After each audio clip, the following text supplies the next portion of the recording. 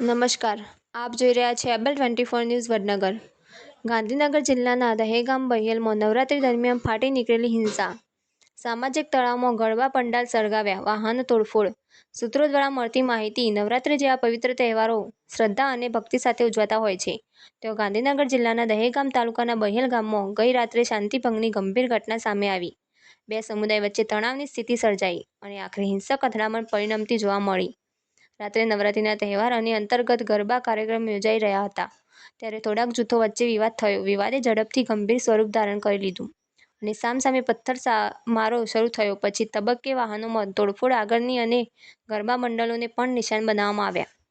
વાહનો અને દુકાનોમાં આગ લગાવવામાં આવી અને બાળકોમાં અને મહિલાઓમાં ભયનો માહોલ સર્જાયો હતો। પોલીસ તંત્રને તાત્કાલિક ઘટના સ્થળે દોડવું પડ્યું અને તાત્કાલિક અસરથી ભારે બંદોબસ્ત ગોઠવી દેવાયો। એસીપી અને જિલ્લા કલેક્ટર સ્થળ પર પહોંચી શાંતિ અને પુનઃસ્થાપિત કરવા કડક પગલાં લીધા અને કેટલાક શંકાસ્પદ શખ્સોને ઝડપી લેવામાં આવ્યા અને સીસીટીવી ફૂટેજના આધારે વધુ તપાસ ચાલુ છે।